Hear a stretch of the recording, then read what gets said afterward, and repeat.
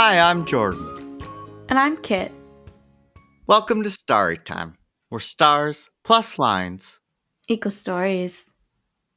Like Lynx, Camelopardalis doesn't have a Greco-Roman, or actually really any myths specifically tied to it. So this episode is going to be more like our Lynx episode, where we talk a bit about myths and other folklore related to giraffes, and then we'll propose our own myth for this constellation in our newest segment, Waxing Poetic.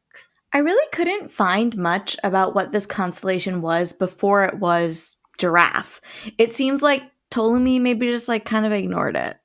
In traditional Chinese astronomy, however, most of the stars in the current constellation of Camelopardalis are in what we've talked about before and is known as the purple forbidden enclosure. And they are spread over a number of asterisms within that enclosure, such as the four advisors, the chief judge, the guest house, and 8 kinds of crops.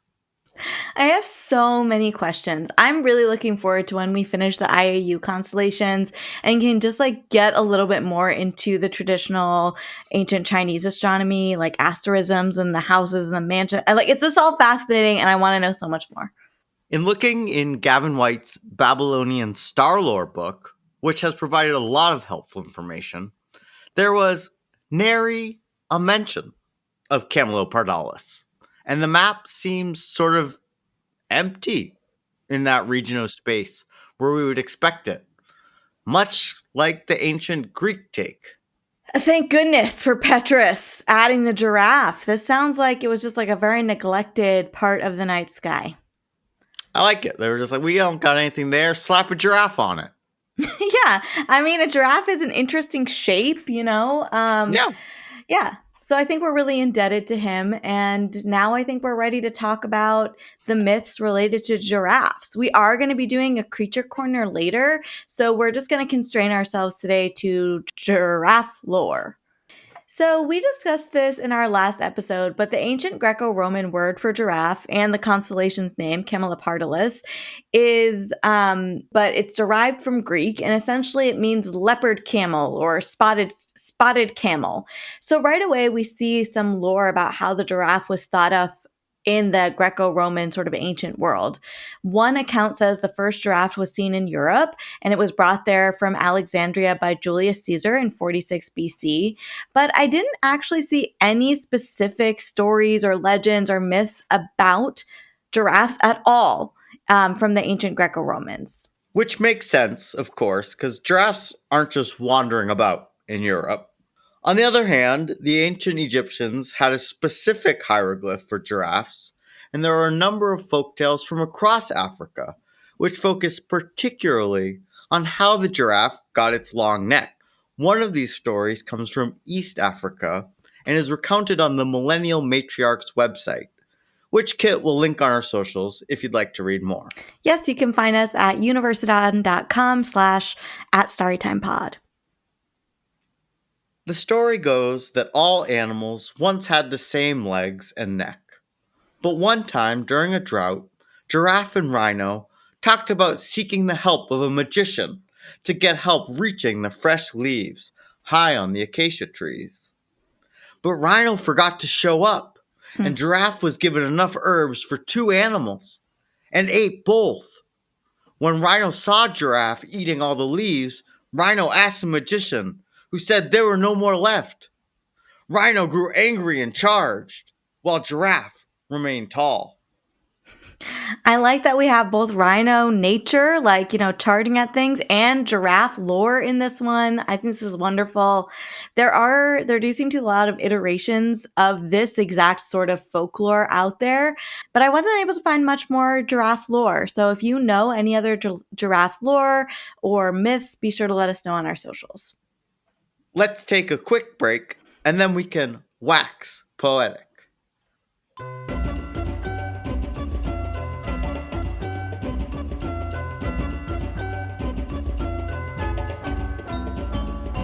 Welcome back to Waxing Poetic, a segment where we create our own myths, legends, or rationales for the constellations in the night sky in hopes of capturing your minds, your hearts, and perhaps your very souls. Jordan, do you want to get started for Camelopardalis? So, in my myth, we have to go back to season 1. We have to remember a time when Zeus would disguise himself as a great eagle, Mm-hmm. wandering after mortal women and men, for that matter. Mm-hmm. However, in my constellation, on one of these endeavors, Zeus has turned himself into a great eagle so that Hera will not find him.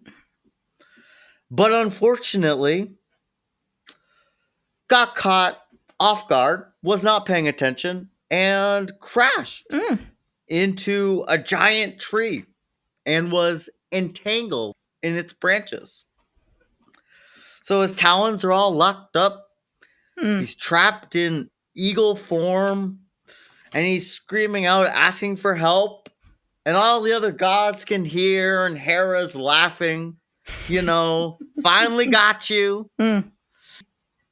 And eventually, a small deer came to the tree where Zeus was trapped and looked up at Zeus and said, Zeus, Lord of Thunder, Mm. I will help you, though I am small.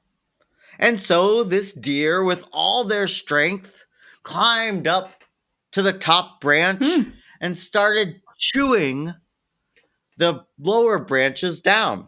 And she would bite and pull and tear at the branches until finally the eagle Zeus was freed.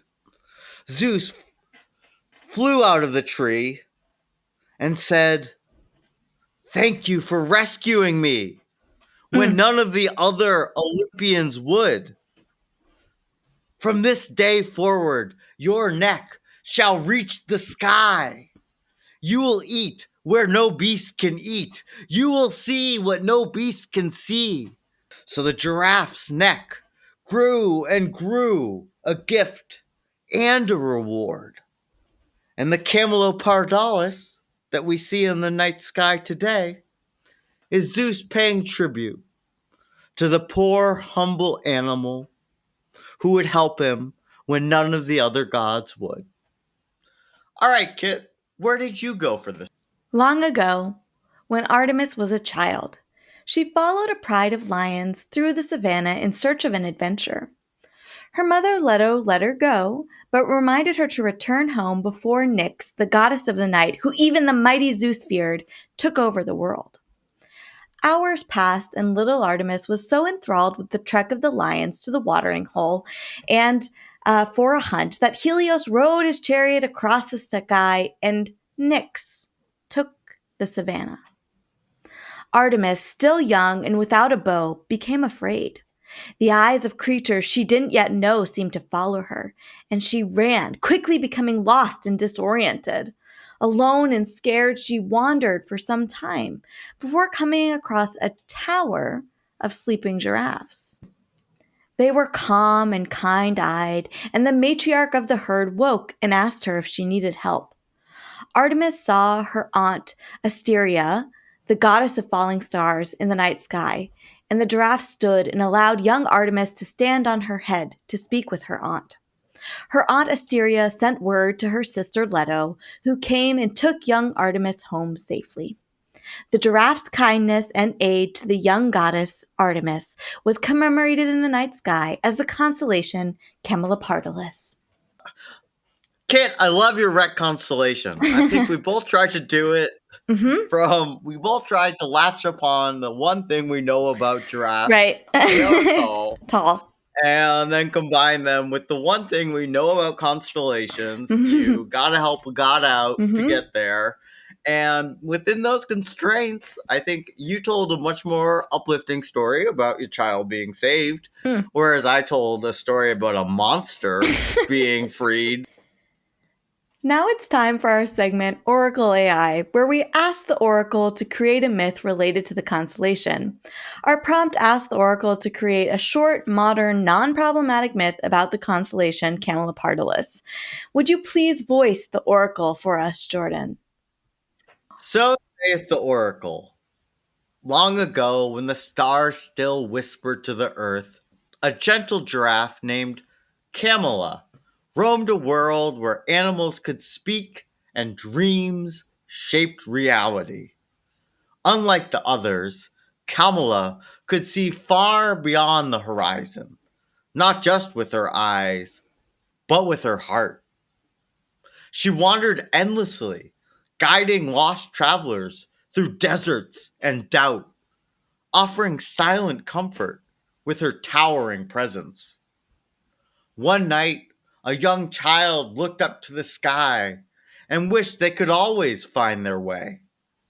The stars heard, and to honor Kamala's kindness, they etched her silhouette into the northern sky, long necked and quiet, ever watchful, so that all who feel lost might follow her path. Gentle guidance is its own kind of strength. I don't understand the myth. So like the name is something, but I just don't understand. I'm like, what does the dream shaping reality mean? It's like a mirage of a myth. There was no cause and effect, Mm-hmm. really, or no narrative Right. that I could see. This one seemed a lot like when you are generating word on a text. Yes. This, I think, Yes. the Oracle really showed its language learning mechanisms. Right. Um, which is too bad because we've been doing this podcast for a few years now, and you would Hmm. think it would be getting, or Much maybe it's better. great that it's getting worse. Yeah. Right. Right.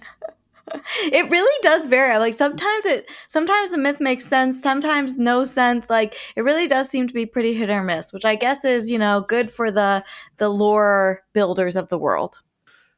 This brings us to the end of our episode this week. Join us next week for the pop culture segment of our exploration of the constellation Camelopardalis.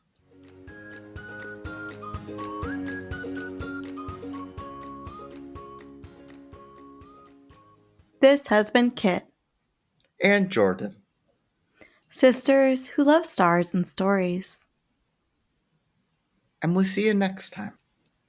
On Starry Time.